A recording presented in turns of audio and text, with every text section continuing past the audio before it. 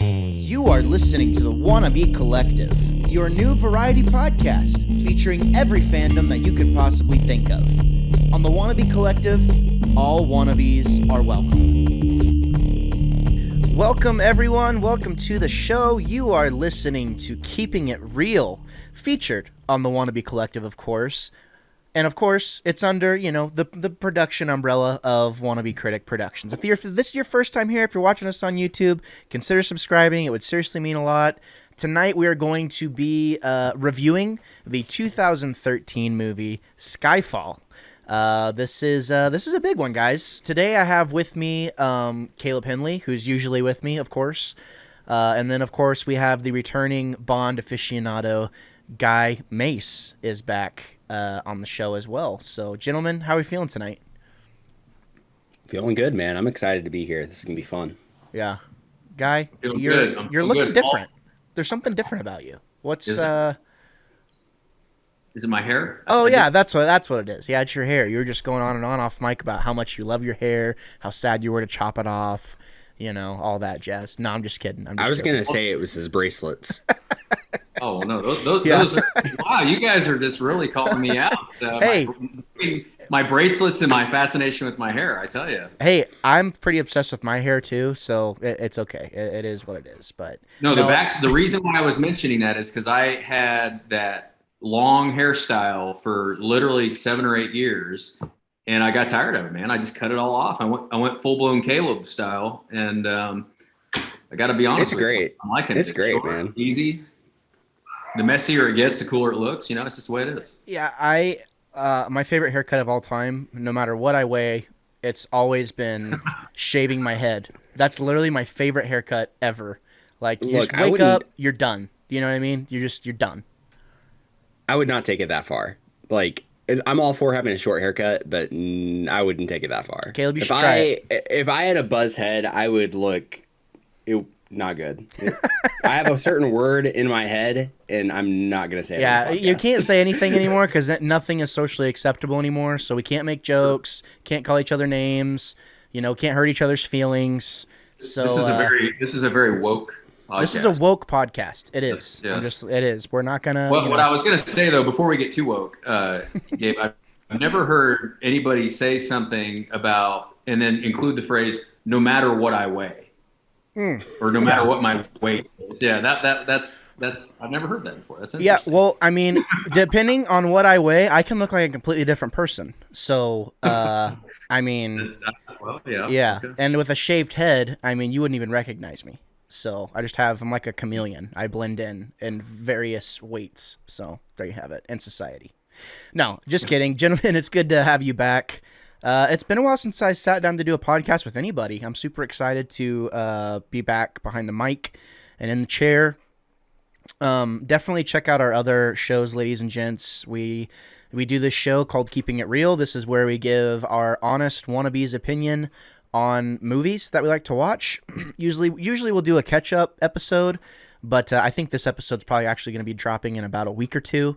So, we won't be talking about anything topical, really, or really even just catching up at all. I mean, how are you guys doing? Okay. I mean, do you feel like you need to talk about your life and what you've been up to? Or are you ready to just talk about 007 and his awesomeness? I want to dive in. Yeah, I want to dive. Let's just dive in. That's kind of how I feel too. I don't feel the need to just go on and on and on and on and on. I don't need to talk about how terrible the Chiefs are at football. Oh God! Don't even. Oh God, Caleb. Why'd you have to? Caleb went to the worst case scenario immediately of things to talk about. And good Lord, dude, the rise and fall of the Chiefs. They plateaued 2 years ago. What's happening? But no, Caleb, we'll give you an opportunity. It's as if they don't know the football season has started yet. They're just kind of messing around, having fun, and they're like, "Oh, is the season started? Oh, yeah. Oh, it has. Oh, oops. Okay." Yeah, Patrick Mahomes keeps looking up in the air. He's all like he's not sure if he's actually supposed to be playing or not. But no, it's a sad. Go ahead. I will say this, Caleb, and you notice this because I know you get very emotionally involved in the Chiefs, but I will say what irritated me about when they would do terrible is until this very last game where they just got annihilated, you would look on the sidelines, no matter how bad they were losing, and they're all smiling and laughing and enjoying life, having a good time. The last game, when they lost by 20, I don't know how many points it was. 24. You actually saw it on their faces. They're like, oh, this is not good. This kind of sucks. Maybe we should change. And so that was the first time. So it was pivotal. But Yeah. that's all I'm going to say about the Chiefs. Yeah, I think that they'll get things somewhat righted, but it's hasn't been as good. But at the same time, it's all making that Super Bowl that we had 2 years ago all the more sweeter because you realize just how incredible of a moment that was. Because you know what? It's really hard to sustain that for a long period of time. So I'm going to savor those moments where the three of us were all there in the same room together for that moment. So that's pretty cool. That's pretty cool. Yeah, that was cool, and it is a special night, and here we are again in the same virtual room. I think, what was it you called it, Caleb? What's this episode? It's a family affair, right? Oh, family affair, yeah. Yeah. There we have it. Caleb looked at me like I was an idiot, which I am, but who's counting how many times I've messed up on this podcast? No matter what weight. Yeah, no matter what weight, no matter what I weigh, I'm always an idiot every time. Oh no, ladies and gents, we're super happy to be back here though. Gentlemen, Skyfall. I got some hot takes about this movie. I was really excited for this one. Here's the thing about Daniel Craig as James Bond. I have a super duper hard time seeing anyone else as being as good. Period. Like, he's kind of my favorite. I've seen various Bond movies, I think the closest, Guy made a comment one time, Sean Connery is probably the one that comes the closest, but to me, this is like the best guy. I mean, he is James Bond for me. Before we kind of get into the synopsis, do you guys feel similar? Like, how does James Bond stack up on your Bond tier list? Craig is second to Connery for me. And I feel like in this movie, like, he's kind of almost in a sense emulating Connery in some ways, but I think Connery's one for me, like, no question. Yeah, the original is always difficult to unseat. Connery started it. He is definitely, and you've heard me say it on this podcast before, Connery was the closest to Ian Fleming's construction of James Bond in literature, and he was awesome at it. The thing with Daniel Craig is he is awesome. And I do feel torn about the two, but what Daniel has that Connery didn't is he has modern technology, cinematography, special effects. I mean, the quality of movies that has existed, and again, Skyfall is perhaps the quintessential Daniel Craig movie thus far. I think that's why it's difficult. That's why we put Daniel Craig on the same level as Connery. At least I do, is because the movies do help him get to that level.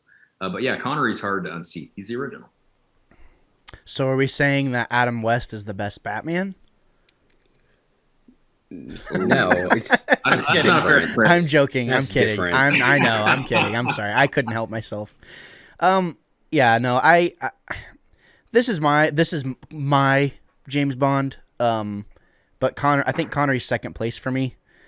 And I love this movie, and it was interesting watching it this time back and finding things that I don't think have aged well particularly. So it'll be interesting to kind of talk about that. And it's going to be kind of hard to like actually articulate what I mean by that. But anyways, the synopsis of this movie is James Bond's loyalty to M is tested when her past comes back to haunt her. When MI6 comes under attack, 007 must track down and destroy the threat no matter how personal the cost. So I'm assuming we all like this movie, right? Yeah. No. Yeah, he's gone.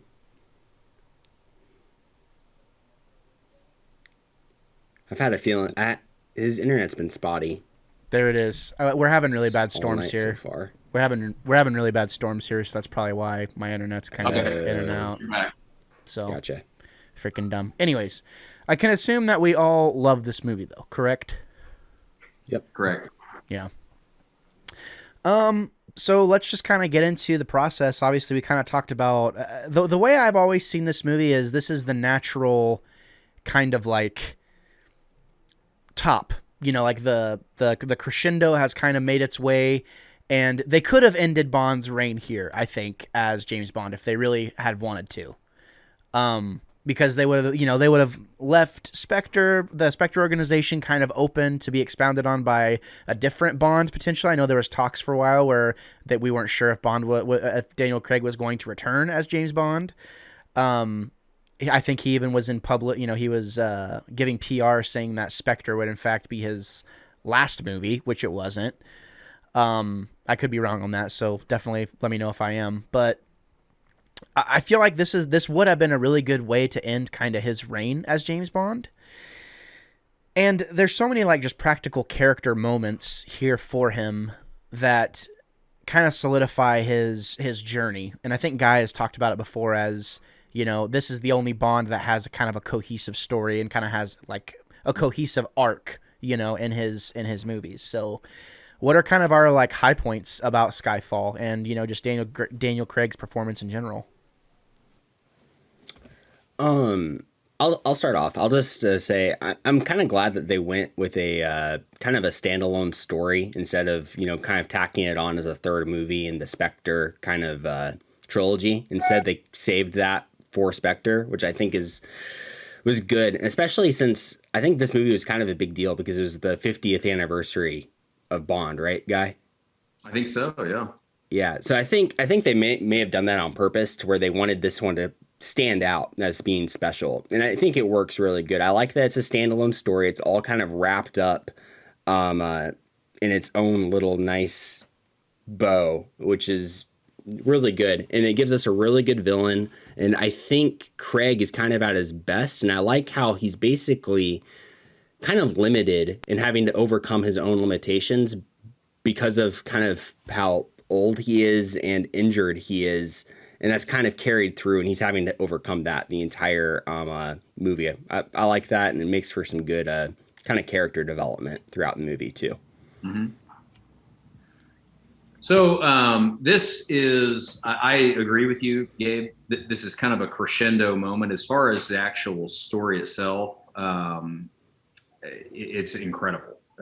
Just the way they constructed this. When I watched it again in preparation for this, what jumped out at me was the fact that they, again, like all of the Daniel Craig movies, they really made an effort to go back to some of the old classical Sean Connery days, even Roger Moore days in things. And for instance, Moneypenny, I love seeing her really step up and take a role. And she's kind of introduced, obviously, in this movie. What's interesting is this is the only movie that I'm aware of where she's operational. Moneypenny's always a secretary in all the old movies. But Moneypenny, you get a little bit of her backstory here. She didn't start as a secretary. She started as an actual field agent, which, I didn't know that. And so that was a pretty cool way to introduce that character into the storyline. The other thing I loved about this movie is how cleverly they introduced sort of the reason why Silva did what he did. And that is because he was mad or dissatisfied or hurt by M and the way that M treated him as an agent. And that happened. You saw that right at the very beginning when, let's see, I took a note. I can't remember the guy's name. Oh, Ronson. So remember the opening scene when Bond comes in and he discovers his fellow agent has a lethal wound and he wants to help him. And M is like, no, you need to go get that file that's been potentially released and about the different NATO agents out there. And Bond doesn't want to do that. So she's very cold in making that decision and telling Bond to abandon that guy, which of course we know dies.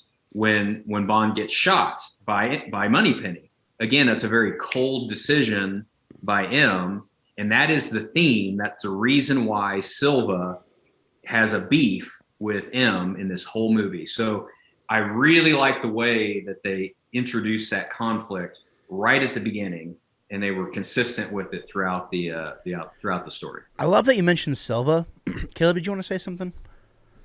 No, yeah, I love that too. I love the whole backstory, the idea that Silva was an agent in Hong Kong, and he started kind of going outside of his own of what he's supposed to do. He was spying on the Chinese, so M gave him up so that she could get 6 agents back, and they could have a peaceful transition of the British giving Hong Kong back over to the Chinese. I thought that was it's such a quick little line, but it's really really good little espionage. And it's real. Like, I mean, it's rooted. It's yeah, rooted. very, Yeah, it actually happened. Yeah. Yeah, it's rooted in reality, which is really cool. Mm-hmm. And yeah, I love any villain that is epic enough to where you can wait until an hour into the movie before you even introduce him, and it still works. Is really really cool, and it works. He has so much personality. He does such a good job with the acting. It is absolutely fantastic, and he's terrifying. He's a terrifying villain, and yeah, I love it. Yeah, I love that you mentioned Silva, because to me that's my favorite part. That's probably my favorite part of this movie in general. You know, when he pulls his mouthpiece out and he's like, "Look upon your work, mother." Yeah. You know, chilling. Oof. I remember like that being like a jaw dropping moment for me in the theater. I think I went and saw this movie like 6 times in theaters or something like that. Like, I loved this movie, and you know, just his cunning, and he knows the ropes, right? And I love how, even though he and Bond are kind of in a similar situation, like, they are objectively different in their, you know, kind of journeys, you know? Like, Silva was evidently, like, he probably wanted to do the right thing, but evidently he had kind of a personal connection with M, you know, enough so to where he felt, you know, hurt by M to you know, to continue to bear this resentment and stuff like that. Whereas Bond is like, kind of has that similar connection with M, but it's not like a matriarch. It's more like they're in tune, almost like business owners in a way. Like, they do what they got to do to get the job done in a way. And like, they kind of shared that bond. Like, we've seen Bond do that exact same thing in the previous 2 movies, you know, like go kind of against the rules or do things that are kind of like, I don't know if I would have done that. And M's the same way. You know, we kind of see where he kind of learned that from her. So I don't really fault her for being that way. And, you know, obviously Bond is kind of... How did you guys take it whenever Bond, at the beginning of the movie, was kind of like getting onto her? Do you think that kind of resentment was going to grow into something to where Silva could have used that against him? Or do you think Bond kind of had his integrity throughout the entire thing? That's an interesting question. Are you talking about when he kind of appears in, I guess that's her apartment, and he's like shaven, and he's, yes, you know, he's like, take the bloody shot, you know, like that whole part. Because that was what triggered to me. I mean, I was thinking, like, are they trying to kind of hint at it? Because a baller move would have been to like show him kind of say that and then continue to kind of make those aggressive decisions, is like what he did in Casino Royale, in my opinion. Go ahead, Caleb. I think that this movie kind of really almost highlights Bond's like nationalism or patriotism for Britain more so than any other Bond movie that I can imagine. Because even if you go to that like psychological test that he has, the only question he gets right in that entire psychological evaluation is when they ask him country and he says England immediately.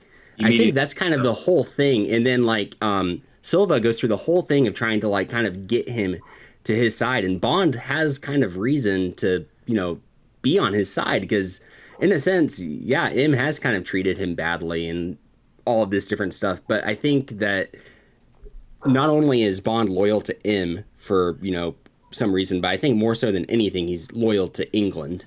And that's kind of what's his driving motivation in this movie more than anything, which is kind of interesting.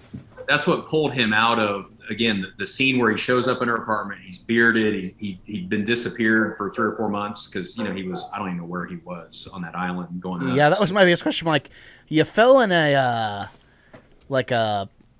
I mean, where even was he? You know, in that first like chase scene, I'm like, where were you? And how'd you end up in Brazil or something? Like, yeah, where was that island? Yeah, that was crazy. Yeah. So anyway, Caleb is right that what we see in this movie is you do see the higher calling, I guess, of Bond is, you know, his loyalty to something that he views bigger than himself, Queen and country, I guess you could say. And that questionnaire, that psychology review that he has during that test is pivotal, because you're right, Caleb. He immediately responds to that one question, and that is the reason that he's different than Silva, is because he doesn't personalize that loyalty. He's loyal to something bigger than one person. Silva is not. He personalizes everything, and that's why they take very different paths, even though they have very similar experiences. Hey, thanks so much for showing up. If this is your first time here, I would really appreciate it if you would consider subscribing. It would seriously mean a lot. A fun fact for you, many YouTubers actually get most of their numbers from people who are not subscribed. So if you enjoy my personality, if you enjoy the content you've seen here, consider subscribing. I would seriously appreciate it. Yeah, that's kind of what I was looking for, just in terms of like engagement, on that question, was like, because to me, we run into this thing with like modern cinema and modern storytelling where, and I wish we would have had Ethan on the show, because this is something that he harps on all the time, where you never really realize like who the good guys are and who the bad guys are. You can kind of find rationale like with each party. Star Wars is a big one. Like, you can find kind of that gray area with both sides. You can kind of see where people are coming from both sides, a little bit. I love how in this movie they present that same idea, but Bond is unfaltering. Like, he is the guy, like he is the good guy, even though those gray moments or those dark moments are presented to him, and that it's inherently in his character. We've seen him be that way before. It's like, oh yeah, that would totally make sense for Bond to go off the deep end. We've seen him be a complete jackass the past 2 movies. You know what I mean? Like, in some instances. So yeah, I mean, there's a lot of really cool, like, building, like just character building for Bond. And I think for me, I love that relationship with Bond and with Silva, and just how they set up just the classic good guy bad guy thing. And even though you can kind of see where Silva is coming from, it's like, yeah, but you're a really bad guy still. You know what I mean? But yeah, Silva's a great bad guy. We have like favorite moments in this movie. We kind of talked about, Bond's bloom, so to speak, into this awesome character for this awesome movie. What are some of our favorite moments of this movie? Go ahead, anyone. Man, there's a lot. Go ahead, Guy. Oh yeah, Guy, you're muted too. Guy, you're muted. My dog was barking in the background, so I thought I'd spare you that. I think the most, I wouldn't say it's my favorite scene, but I think probably the most powerful scene in the entire movie, you've already mentioned, Gabe. And that is the moment where Silva is in the containment box. M walks in and he pulls the prosthetic out of his mouth and, refers to her as mother. A scene like that up to that point had never existed in any James Bond movie. It was serious. It was, multi-layered. It was guttural. It was like, whoa. It was shocking, because Bond, the cinematic Bond, has always had this kind of lighthearted, fun, tongue-in-cheek kind of feel. That was like a serious, dramatic scene. And you're like, whoa, okay, I get why Silva hates this lady so much. With that scene. So I think I've never seen a scene like that in any Bond film ever. And so to me, that's the most memorable scene in the entire movie. Yeah, and I was kind of looking at the writers, and the director is Sam Mendes. But it's interesting how the writing crew stayed consistent pretty much through all these movies. Mm-hmm. Looks like they added one new guy. I think his name is John Logan to write. But Neil Purvis, Robert Wade, they worked on all the Bond movies, all the Daniel Craig Bond movies. And Sam Mendes is kind of known for more serious direction. So 1917, Road to Perdition, Revolutionary Road. He's known for, some of his bigger titles are known for being super duper dramatic. So even though you can tell that scene is kind of CGI'd, that's a super duper you nailed it best, like super powerful and haunting scene. And it just has a completely different feel to it. Again, that scene does not exist in any of the previous movies anywhere, all the way back to Connery.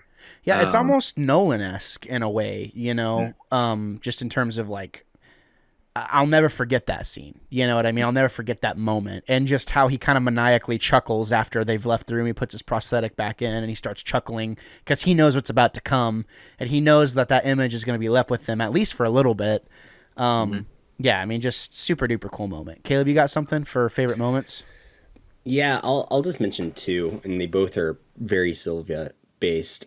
First is immediately after the scene we've talked about where he makes his escape and breaks into the hearing. That whole sequence is just really, really cool and just shows how much smarter kind of Sylvia is than anyone, how he's able to trick Q into, basically hacking the system, and that leads to his escape, and all of that is just really, really cool and really tense the whole time.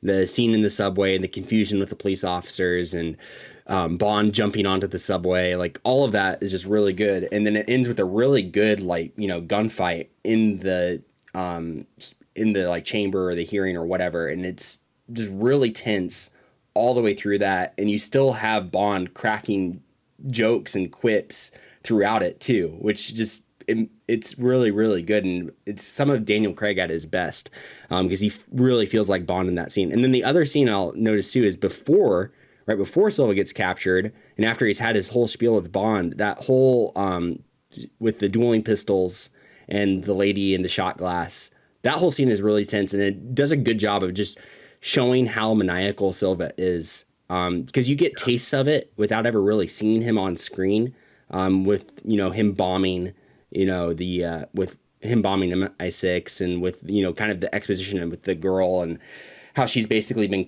taken captive by him and all this stuff, but actually seeing him and seeing how maniacal he is and then seeing him get caught, it's really good. It's a really good like villain scene. It almost reminds me of like almost like in Goldfinger where you have Bond on the table with the laser and all of that. It's just a really good like highlighted villain scene where it's just like the villain and Bond and some like tense situation and they're by themselves.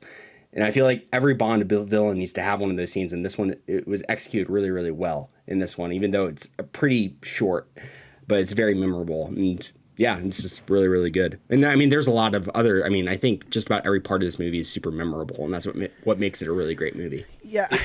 And that's the point, is that there are so many good scenes. I love the entire Macau scene, the casino scene, when he's on that incredible sailboat, going into the abandoned city that Caleb just talked about. I mean, the underground MI6, when MI6 gets blown up.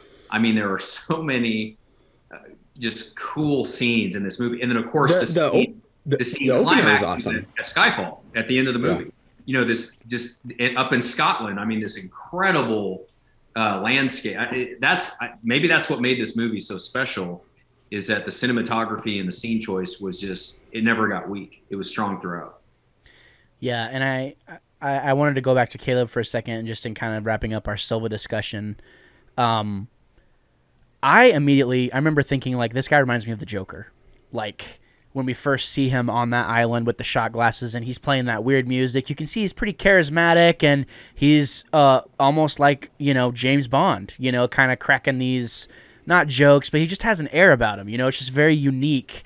And just kind of seeing the way he treats the situation, Bond intentionally, I think he intentionally misses. He kills that girl, and then Silva kills that girl. But I think for me, I remember thinking whenever this movie came out, like, oh, that reminds me of something like the way the Joker would act potentially.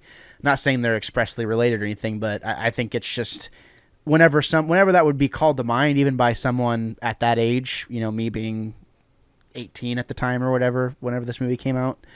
I think that can be powerful, because the Joker's like such a big character as well. It's nice to see kind of a darker, arguably the darkest villain in the James Bond, or at least the Daniel Craig movies. I wanted to kind of pivot a little bit and talk about just some of the set pieces. Like, obviously this movie's well shot, it's gorgeous, and it kind of pays homage to the Bonds of old, where it seems like we went to a million places in one movie. And this isn't a criticism, it's more of a question.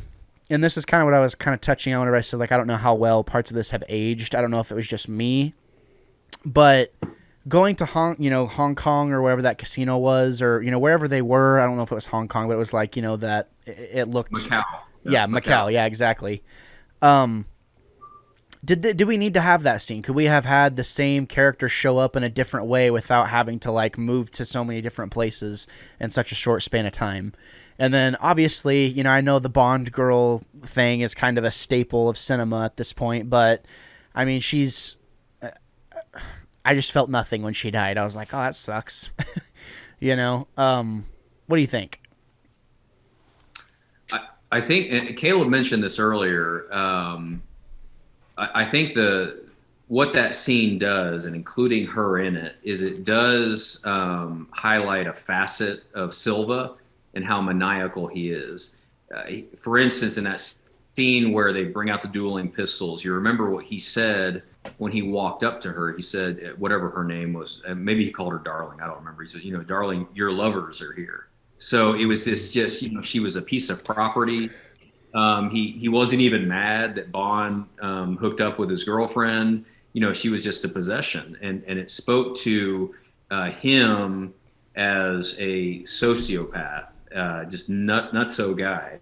And so I do think that helped introduce that part of his personality that you might not have seen had the scene not existed. That's a good point. Yeah, I totally agree with that, because she has, her story is very interesting in itself, is that, she was in a terrible situation. She was basically in a child sex like house in China as like a 12-year-old. And then she, Silva probably took her out of there at a very, very young age. And probably the only life that she's really known has been with this guy, and it's been terrible to this point to where she's scared for her life.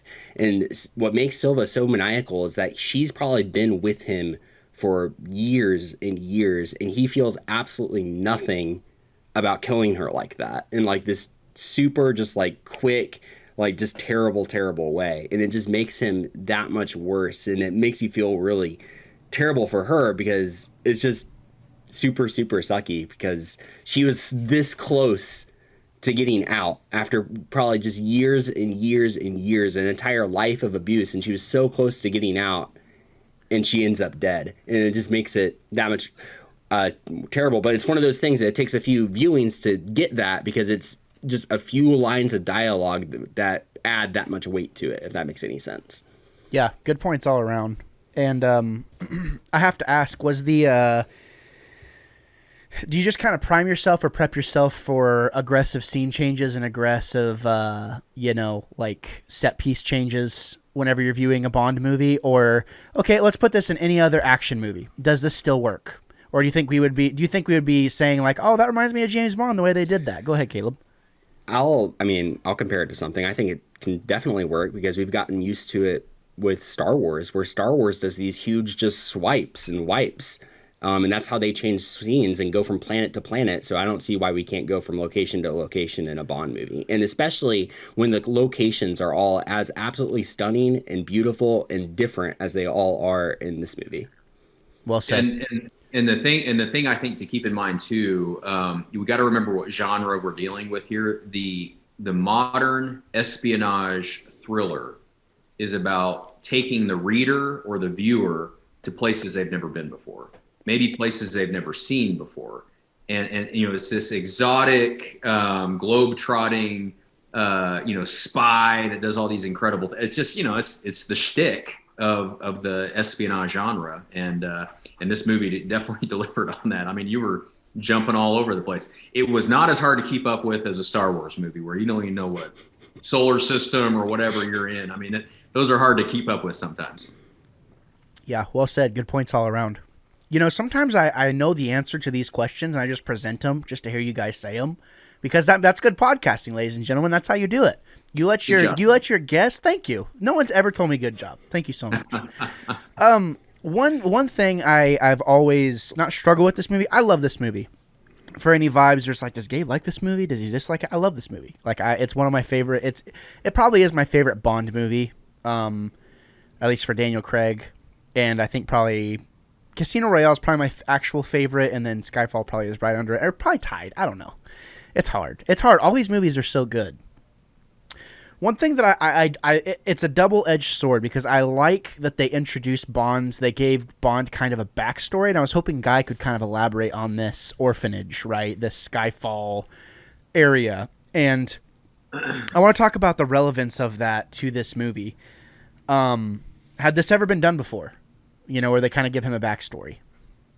So there has been mention in the movies, and I believe the books too, that he is an orphan. I don't recall, though, cinematically, Skyfall does not exist. Literature-wise, I don't recall coming across that. I think that's just something that these writers and producers came up with. But it's very in line with his history, yeah, and I love that. I love when he goes to Skyfall and he sees Kincaid, the guy that he knew from his childhood, and the only gun they kept was his dad's hunting rifle, even though it was a shotgun, not a rifle. But I'm not picking out on that. But he hands it to Bond, and Bond flips it over, and it says AB on it. And I'll be honest with you, I don't remember what his dad's first name was. I don't remember what the A stands for. But those little kind of details are just, for me, kind of super cool. And there is no movie that I recall that really digs into any degree his backstory. So Skyfall is unique in that. I mean, it's the name of the movie, his childhood home. So I think that was kind of a major purpose of this. And Gabe, you being the music guy, we haven't talked about Adele, singing the song for this movie. If you listen to the lyrics of that, it is all about kind of going back to the beginning, starting at the beginning at Skyfall. And I think that was beautifully done by her. To really drive home kind of the main point of the movie. Well, yeah, and Skyfall, speaking to a fall of something, it's reversed. Because when he goes back to Skyfall, that's him kind of re-emerging as 007, over the past hour and a half, hour 45. It's him kind of coming back to that moment, because obviously they have that huge shootout right inside the house. I thought that was pretty cool how whenever he's in the area that the movie is named after, he kind of comes back to his senses, and he's kind of like, healed up, and it's like, oh, that's the 007 that we kind of know and love. Caleb, you look like you want to say something. Go for it. No, well, sure. I was just thinking, when I was a teenager, or maybe like 12 or 13, there was a series of young adult books that were written. I can't remember who wrote them, but they were all like James Bond as a teenager. And that was like the most backstory I had ever heard for Bond. And he's an orphan. I think his dad's name was Andrew. But it was all about him, like, basically he got sent off to like a boarding school, and it was all these different adventures he had as a teenager doing James Bond stuff as a teenager.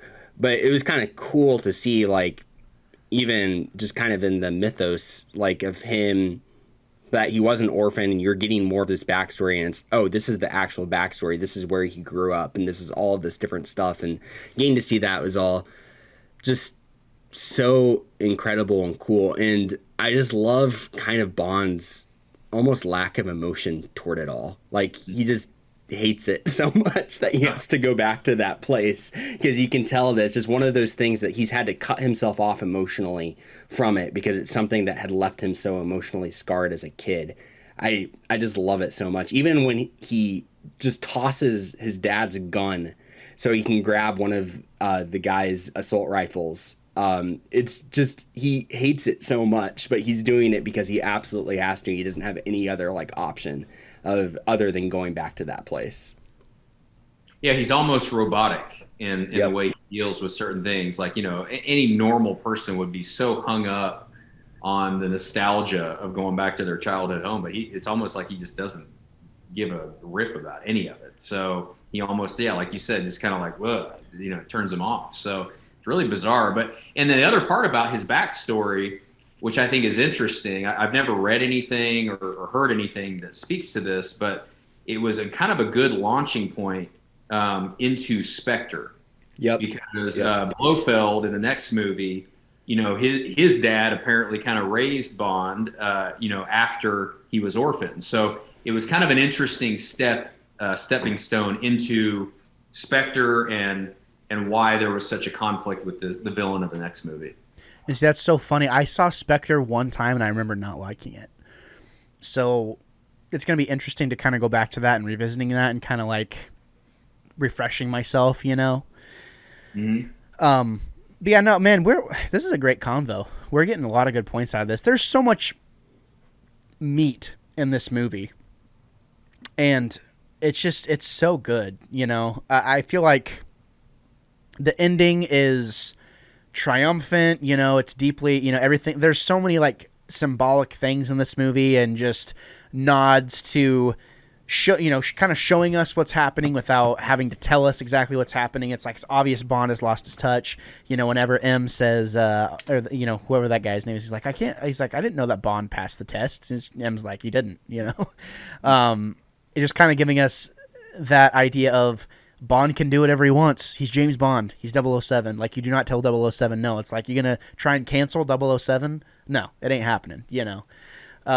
I love this movie. So there were several things too, and I'm kind of digressing here. Digress away. That were introduced in this movie that were just incredible, and it all has to do with people. So Moneypenny was introduced in this movie. Q, the new Q, was introduced in this movie. And I just went blank. What's the guy's name? He becomes M in the next movie. Mallory. Yeah, and all three of those people are just awesome. I mean, the whole interaction between Bond and Q in the museum is brilliant. I can do more damage in my pajamas before my cup of Earl Grey than you can an entire year in the field. And, that whole dialogue, it's incredible. It's classic Bond, but it's not, because here's this kid with spots, as Bond says, that's now his technical support. So that's brilliant.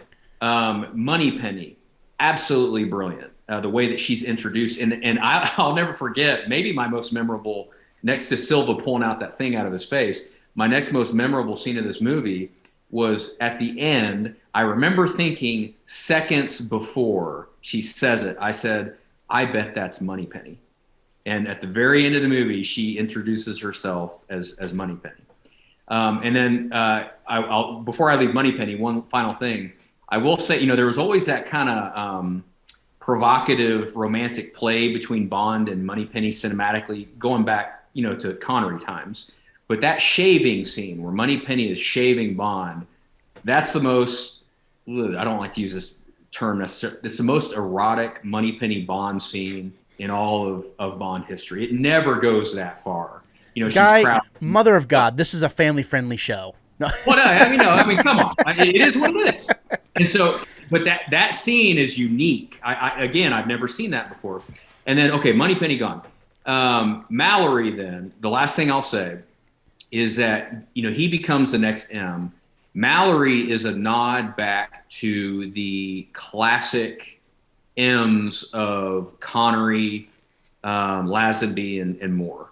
These kind of dry, very British men, and just the way that they approach things. And so even when you'll have to watch the old movies to understand this. At the very end of Skyfall, when he walks in, Mallory gives him his next assignment. Little things like the door that he walks through. Did you notice it has this leather padding on each side of the door? That leather padding is a sound deadening material that was on all the doors of the old Bond movies. You didn't see it for not in the Judi Dench M period. You never saw it.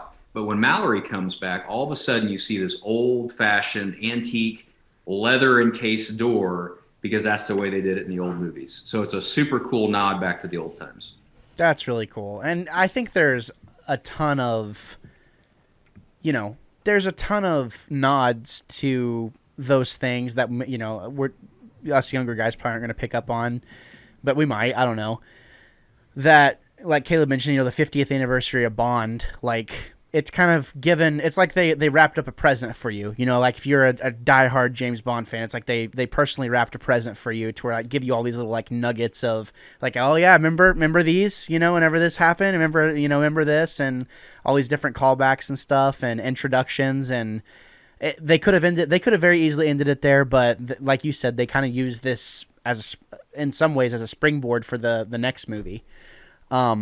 So I'm definitely looking forward to watching Spectre again, because I only watched it one time. So I don't remember what happens in it. Isn't Batista in that one?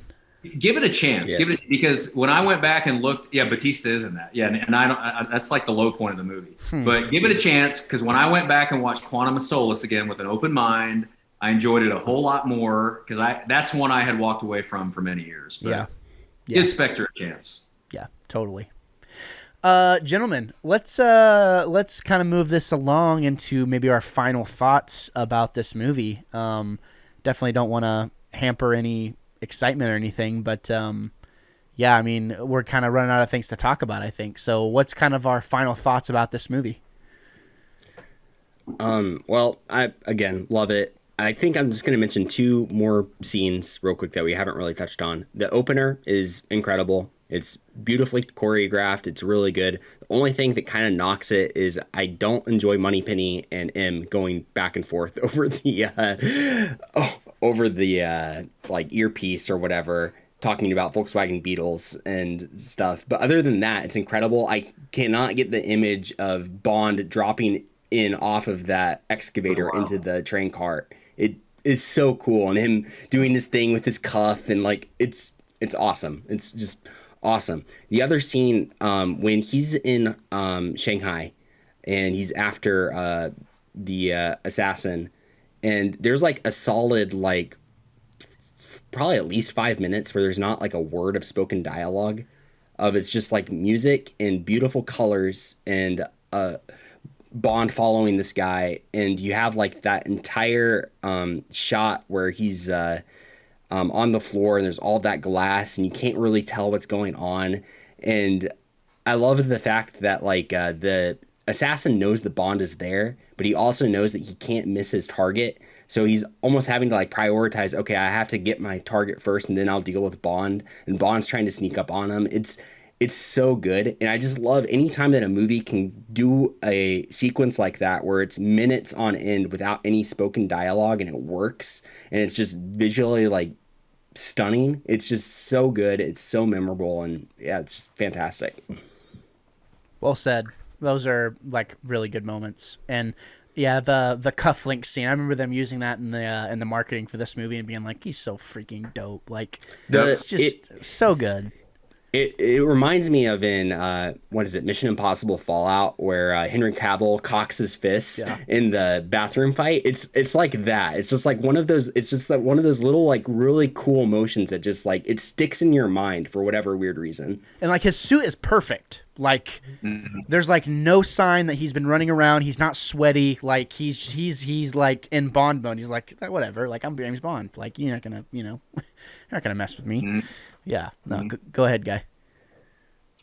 You know, it's interesting that the more you talk about this, there's not very many weak scenes in this movie. I mean, the more you talk about it, the more you're like, oh yeah, that was an awesome scene. Oh yeah, that one too. Oh man, that was a killer scene. And that's just the why this movie is so incredible. I guess just a few things. I made a couple notes when I watched it. One thing, I'm a Land Rover fan, as you guys know. I love Land Rovers. And this was the sort of the kickoff of the relationship between the modern Bond franchise and Land Rover, Jaguar, and Range Rover.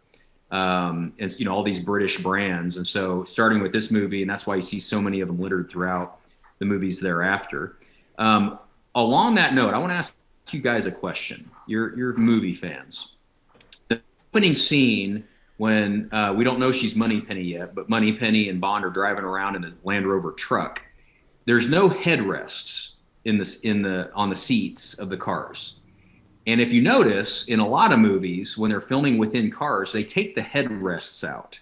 You know why? I have no idea. That's a question. It must improve the cinematography or something. I'd imagine it would just make the car, inside of the car maybe look bigger. because it just would improve the visibility, like inside Right. of the car. Maybe Yeah. that's why it just doesn't look as cramped, I guess. I thought maybe it's because it's behind their head and it puts more focus on their face. And so you don't Mm. have this thing right. But I don't know. Again, just super random point. I don't know why you Yeah, brought that I up. mean, if it were like that would make sense as you don't want anything to obstruct the view of your star. So, Maybe. I mean, if I was filming it, that's probably what I would do. Is like, oh yeah, this doesn't look very good. Like, would give you kind of more range to kind of move their head anyway. Because I mean, your headrest, like, it's pretty confining anyways. So yeah, I mean, I think Caleb's kind of right. Just for aesthetics, like Yeah. that's what I would assume, and they would why they would take them out. But notice that when you watch movies, you'll notice that they typically take the headrests out of cars, and it looks weird, but Yeah. there's clearly a reason for it. But anyway, I love the dual sport race atop the bazaar in Istanbul with the what is that famous mosque in the background in Istanbul? I mean, it's so Bond. It's so crazy. Who would race motorcycles on top of the Istanbul bazaar? Classic Bond scene. It's just incredible.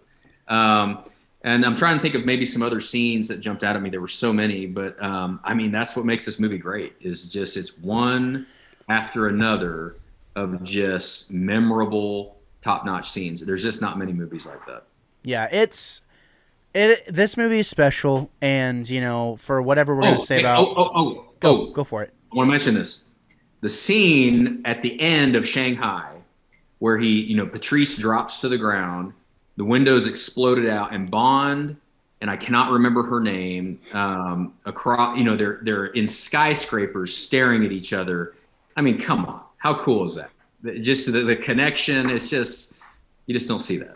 I like even like subtlety, like that moment whenever he's chasing the assassin, and he's trying to get like the information out of the guy, and you can kind of tell that they make it very apparent that he's struggling to kind of get back in the swing of things.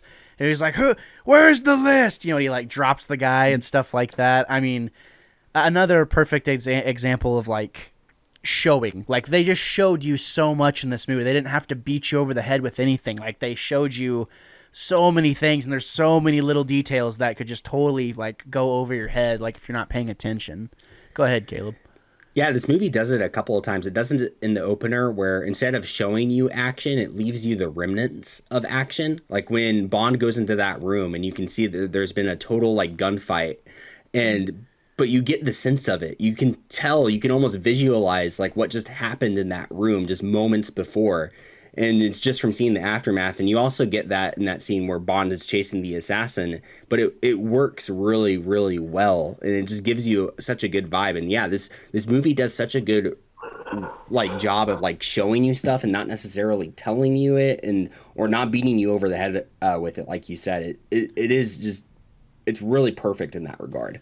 Yeah, this is a really good movie. I mean, I'd kind of tease like I don't know if this is going to age well. There are a handful of CGI moments that I don't think are going to age well, but I don't think that inherently will ever make this movie a bad movie. I mean, we watch movies from the olden times, the 70s and 80s all the time that had no CGI whatsoever. Like I mean, we were talking about Dune a little bit ago. The old Dune movie, how their the shields around them were like squares, like cubes, on their bodies. You couldn't even tell it was real people that were fighting and stuff. So I think that this movie is going to be really, really interesting to watch in another 10 years even. So Yeah, I think it'll age well. I yeah, really do. Yeah, I do too. So, well, gentlemen, that's another Bond episode in the repertoire. It's been a lot of fun, Guy. I hope you continue to enjoy yourself because I got a big idea for this podcast, this particular show in general, that I'm going to talk to you guys as soon as we're off mic,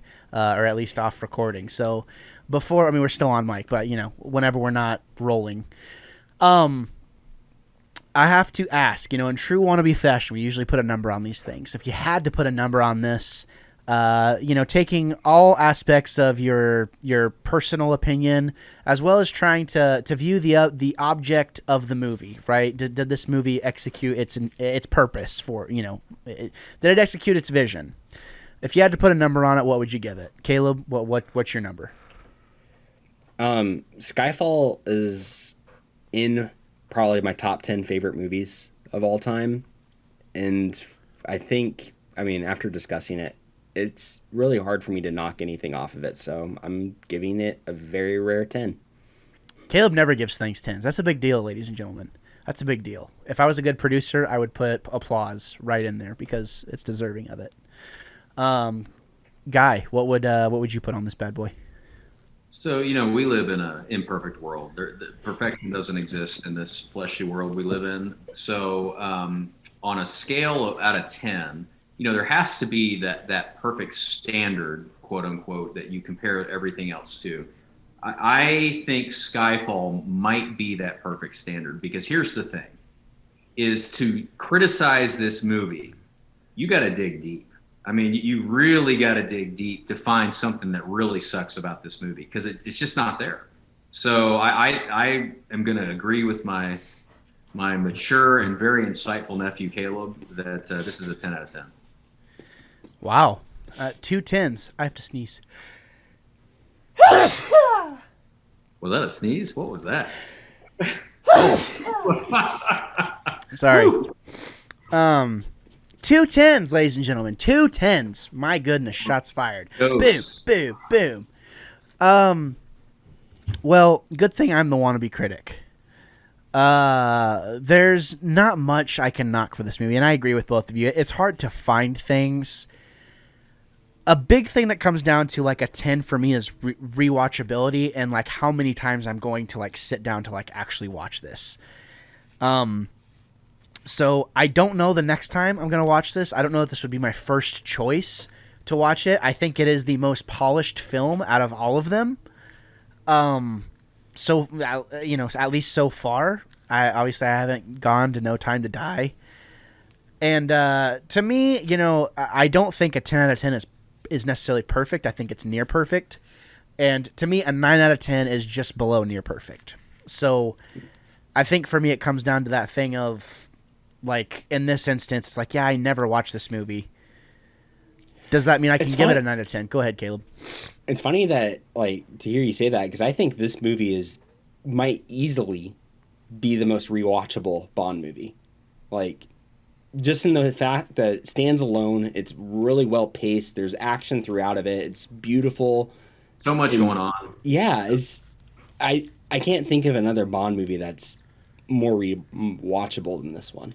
I think that it's almost like Skyfall and Casino Royale for me are kind of like neck and neck in a lot of ways because, again, like we kind of see like this young 00 agent kind of coming up in the world, and kind of like guns ablazing, whatever. And there's just so many like amazing cinematic moments in that movie as well. I think I gave that a 9 as well. And I don't know, for me, I think this is much more of a psychological movie. For me, it boils down to I just didn't really want... This is going to be like sacrilegious to Bond fans, I think. I think it boils down to a thing about I felt like we were moving all over the place, and it was just kind of hard for me to keep up with everything that was happening and like making everything matter. Like, for instance, the Bond girl, and, I don't know, maybe it's because I'm not... I didn't grow up watching all of the original Bond movies. I've only seen a handful of them, So maybe it didn't matter as much to me. And I know you guys are way more versed in Bond lore than me. So it's like, oh yeah, like we have, this is to be expected that this would happen. So, but I think I'm going to stick with a 9. I think this movie, a 9 is still amazing. Like 9 is amazing. 10 is like near perfect. For me, this movie is a 9. So, I mean... I don't know, Caleb. That was an awful lot of justification to give a movie a 9. So, really was. I'm just saying, a 9 out of 10. I mean, Caleb's like, this is the most rewatchable. I'm like, 9 out of 10 is a great score. I would rather watch Casino Royale, honestly, I think.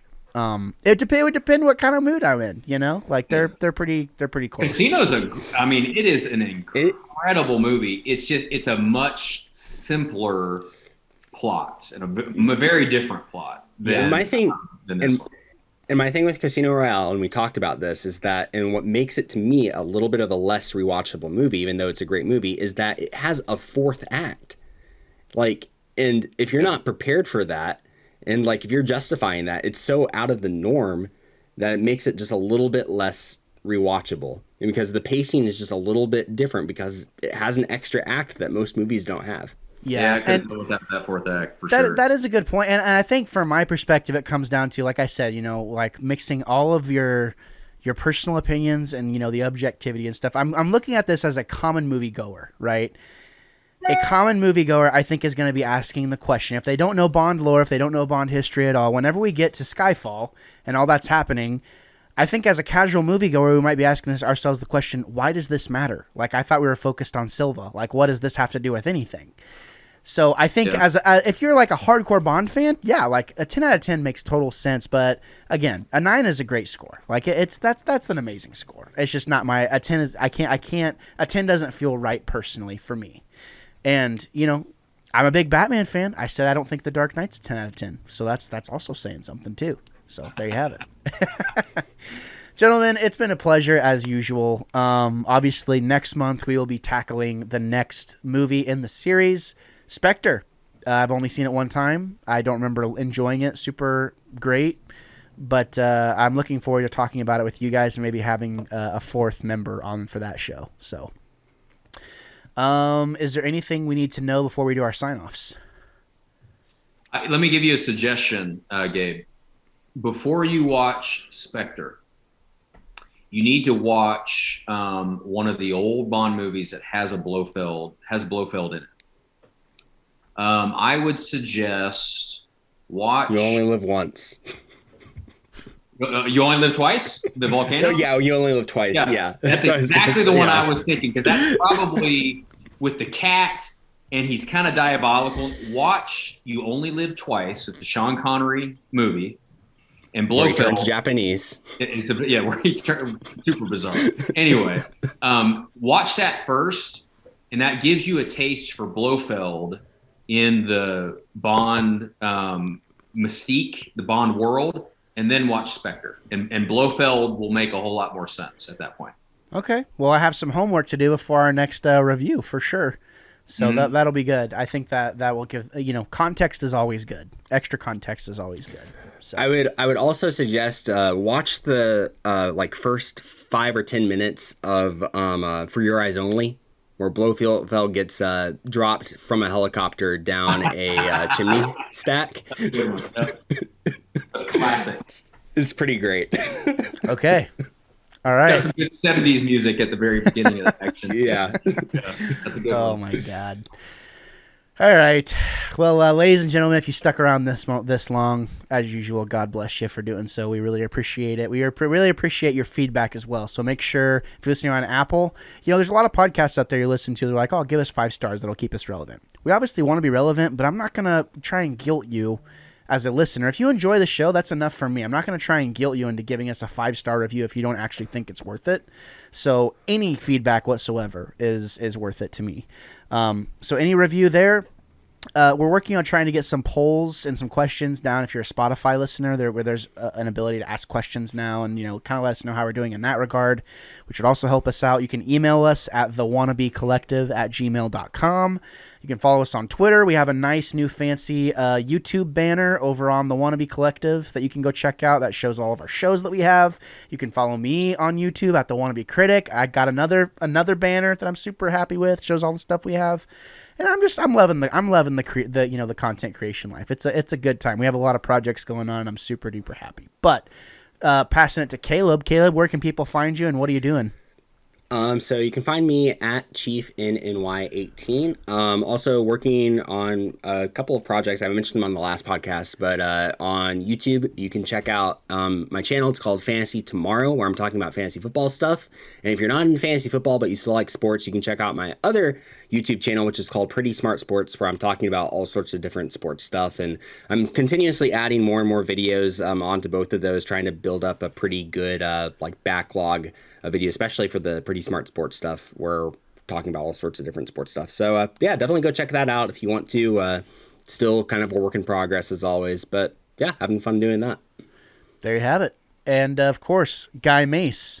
Where can people find you? Do we have any updates on your book? I mean, do we have anything to announce? Like, do you want to be found? What's going on?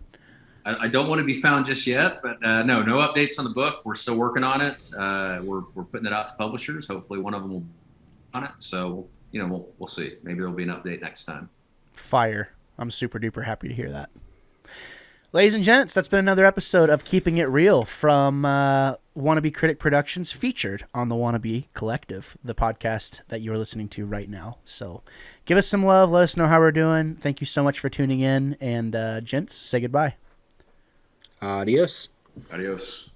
Well, once again, thank you so much for showing up today. I really, really appreciate it. Again, if this is your first time here, consider subscribing. I know that's the thing that all the YouTubers do. Everyone's asking to sub. The fact of the matter is that it doesn't cost you anything to subscribe, and who knows, you might even see a video every now and then that you actually like or may be interested in. Not only that, I do a bunch of stuff, so make sure you check all the information down in the description down below. We got podcasts, we got Let's Plays, we got all kinds of stuff for all kinds of fandoms. So make sure you check that out. I would seriously, seriously appreciate it, and I would love to see you around here more. I am Gabriel Fast. I will always be the Wannabe Critic.